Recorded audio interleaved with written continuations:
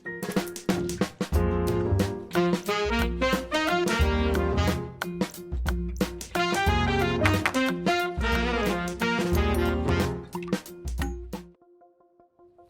para Sukor Cuan Troopers, apa kabar teman-teman semuanya? Tentu teman-teman luar biasa banget ya, karena minggu yang lalu para Sukor Cuan Troopers telah meraup keuntungan yang luar biasa melalui Telegram channel Sukor Trading Channel atau Sukor Cuan Troopers Channel. Dan tentunya di grup tersebut kita saling menguatkan, memotivasi satu sama lain sehingga kita tetap kuat menjadi seorang investor saham yang sukses, di mana kita memiliki modal yaitu 3M plus 1D sama dengan cuan, yang tentunya telah dibahas di video-video story yang lainnya. Nah, di kali ini kita akan membahas mengenai market update sampai dengan tanggal 16 Oktober 2020. Di mana IHSG ditutup di angka 5.103 atau IHSG pada minggu yang lalu telah mengalami kenaikan sebesar 0,98%. Setelah sebelumnya IHSG sempat mengalami kenaikan hingga 5.180, akan tapi IHSG tertahan akhirnya di MA 200-nya sehingga IHSG kembali terkoreksi hingga di angka 5.103. Sebetulnya apa sih yang terjadi di IHSG? Sehingga setelah mulai penguatan cukup kencang hingga 5.180, tapi akhirnya hingga tanggal 16 mengalami koreksi hingga di angka 5.103. Nah, sebelum kita masuk ke sesi koreksinya, kita perlu ingat terlebih dahulu bahwa IHSG sampai tanggal 14 Oktober 2020, 8 hari berturut-turut IHSG mengalami kenaikan yang cukup signifikan, di mana dimulai di kisaran angka 4.900 hingga sempat mencapai titik tertinggi di 5.180. Sehingga kenaikannya sudah cukup luar biasa tajam atau di kisaran 5%. Nah, apa sebetulnya yang menyebabkan IHSG rally cukup kencang selama 8 hari berturut-turut? Ini tentu yang menjadi pertanyaan oleh banyak teman-teman ataupun para Sukor Cuan Troopers. Nah, salah satu sentimennya adalah sebagai berikut. Yang pertama, pada waktu itu Omnibus Law disahkan oleh pemerintah Republik Indonesia melalui anggota DPR-nya yang telah disahkan oleh Ibu Puan Maharani beserta 8 komisi di anggota DPR. Walaupun ada 2 komisi yang melakukan aktivitas atau aksi walkout. Nah, dengan Omnibus Law ini telah disahkan oleh DPR, dalam hal ini mengakibatkan banyak investor yang semakin percaya atau semakin ingin menaruh investasinya ke Indonesia. Karena Omnibus Law ini dipandang mampu memberikan perlindungan secara lebih kepada para investor dan juga kepada para pengusaha. Sehingga banyak emiten yang mengalami kenaikan cukup signifikan, mulai dari saham properti, kemudian emiten perbankan, emiten manufaktur mengalami kenaikan dikarenakan adanya Omnibus Law ini. Kemudian ada kaitannya lagi, yang kedua terkait tentang PSBB yang mulai direlaksasi, di mana Gubernur DKI Jakarta Bapak Anies Baswedan melakukan penarikan lagi rem daruratnya, udah mulai dilepas lagi, sehingga aktivitas-aktivitas dine-in sudah bisa dilakukan. Dampaknya apa? Dampaknya tentunya banyak masyarakat yang mau ke mall karena mereka udah boleh dine-in, udah bisa makan di sana.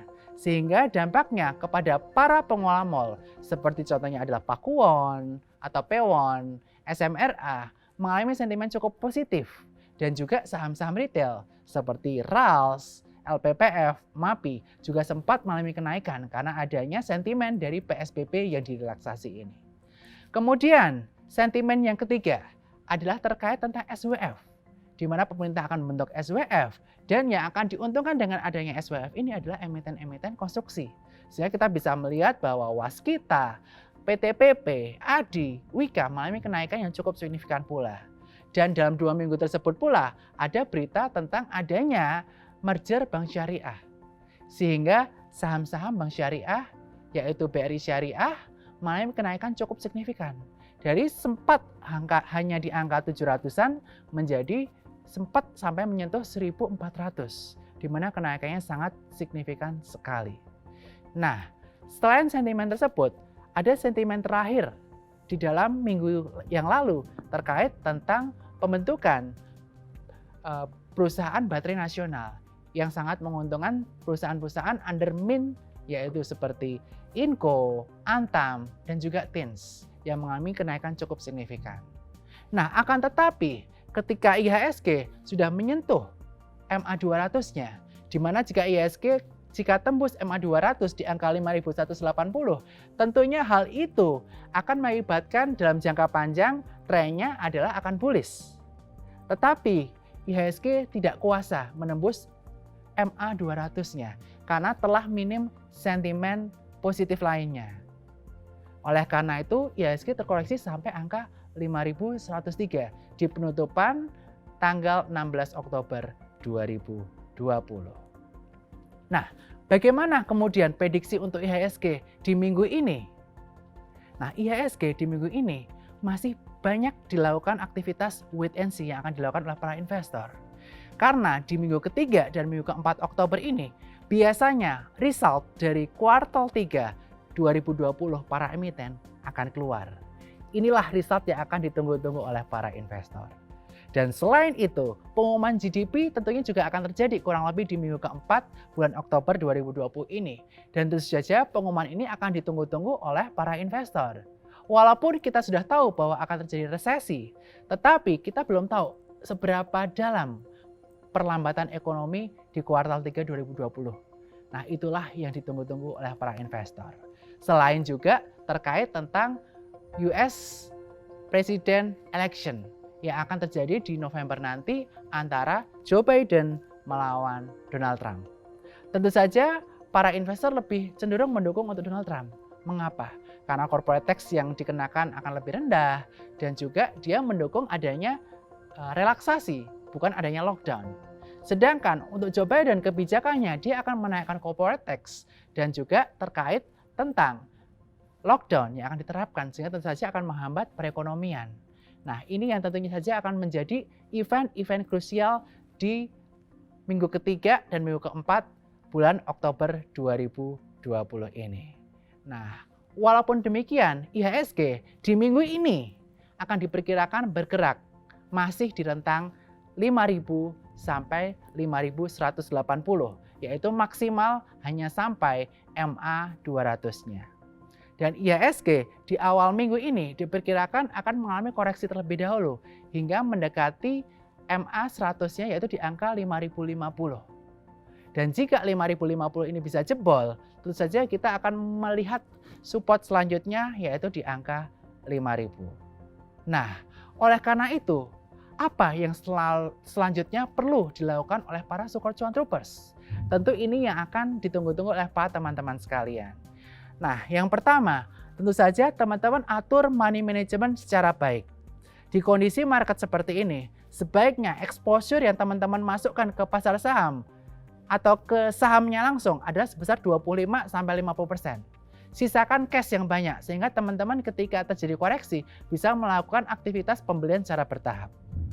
Dan yang kedua, yang bisa teman-teman lakukan adalah lakukan pembelian pada saham-saham defensif, yaitu saham-saham yang selalu kita butuhkan walaupun krisis itu terjadi. Dan pilihan pertama kita jatuh kepada ICBP, di mana saat ini ICBP sedang bergerak di atas support kuatnya di angka 9.600, yaitu di angka 9.750 dan memiliki potensi kenaikan di research report kita publish dengan target price di angka 11.400. Kemudian yang kedua adalah di sektor farmasi, di mana saat ini KLPF telah ditunjuk untuk mendistribusikan obat COVID yaitu Remdesivir. Dan tentu saja di saat COVID seperti ini banyak masyarakat yang ingin melakukan pembelian multivitamin. Sehingga tentu saja akan berdampak cukup baik kepada penjualan dan juga net profit dari perusahaan ini sendiri, yaitu Kalbe Pharma atau KLBF, di mana dari Sukor kita sendiri kita menargetkan angka di 1.800. Kemudian emiten ketiga yang cukup menarik saat ini adalah emiten Telkom, di mana Telkom saat ini telah bergerak dalam technical chart ascending triangle di angka 2750, di mana jika dia break di angka 2750 tentunya ini akan menjadi potensi Telkom untuk melaju lebih kencang lagi di kisaran 2.900 sampai 3.000. Nah, selain itu, telekomunikasi ini juga sangat dibutuhkan oleh masyarakat secara luas. Kenapa? Karena saat ini ada COVID, ada pandemi. Banyak orang yang cenderung melakukan aktivitas di rumah. Aktivitas school from home, work from home, office from home dilakukan oleh para masyarakat secara luas. Oleh karena itu, diprediksikan kebutuhan akan data tentunya meningkat dan Telkom performance-nya dapat dipertahankan di Q3 2020 ini atau bahkan bisa diimprove. Sehingga ketiga saham ini menjadi pilihan defensif yang cukup tepat dilakukan oleh para investor. Selain itu, buat para cuan troopers atau teman-teman sekalian yang ingin melakukan aktivitas trading secara lebih agresif, ada beberapa pilihan yang menarik pula. Yang pertama adalah di sektor pertambangan batubara, yaitu PTBA. Di mana pada hari Jumat kemarin tanggal 16 Oktober 2020 kita melihat bahwa saham-saham batubara mulai dari Adro, PTBA, Indi, dan Doit mengalami kenaikan yang cukup kencang. Nah, untuk para Sukor Cuan Troopers, kami rekomendasikan untuk pembelian PTBA, di mana last price atau harga terakhirnya di angka 2050 dengan potensi kenaikan sampai di resisten 2200 atau upside sekitar 6-7%. Kemudian pilihan yang kedua adalah saham Pegas atau perusahaan gas negara. Mengapa Pegas? Pegas merupakan saham LQ45 yang penurunannya telah cukup signifikan di tahun 2020 ini dari awal tahun. Pegas dari awal tahun seperti dilihat di aplikasi Spot New Generation telah mengalami penurunan sebesar 52,53%. Dan saat ini Pegas sedang tertahan di MA kuatnya yaitu di angka 980. Sehingga Pegas ini diprediksikan secara teknikal bisa beranjak sampai ke level 1400 atau memiliki upside lebih dari 30%. Sehingga Pegas ini menjadi pilihan yang cukup menarik walaupun jangka waktunya lebih panjang daripada PTBA yang kemarin tanggal 16 Oktober ini sedang ada sentimen sehingga mengalami kenaikan harga cukup signifikan. Kemudian emiten ketiga yang cukup menarik untuk kita perhatikan adalah emiten MNCN.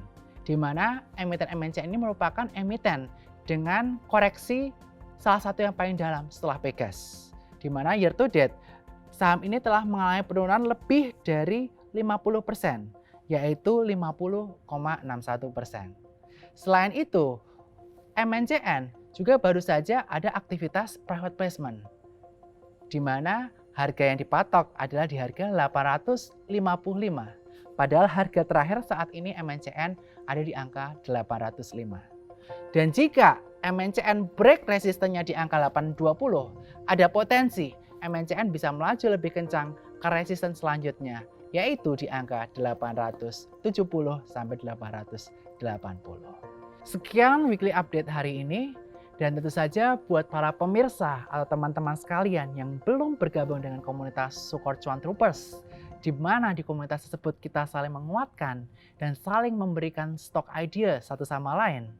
Teman-teman bisa buka rekening di Sukor Sekuritas, yakni di link di bawah ini, ifom.sukorsekuritas.com. Dan selain itu, buat teman-teman sekalian juga, jangan lupa untuk follow terus Instagram kami di @sukorsekuritas. Dan jangan lupa subscribe, like, dan komen video kami di Sukor Channel. Jangan lupa buat share video ini juga sehingga semakin banyak orang yang mengenal mengenai investasi saham. See you!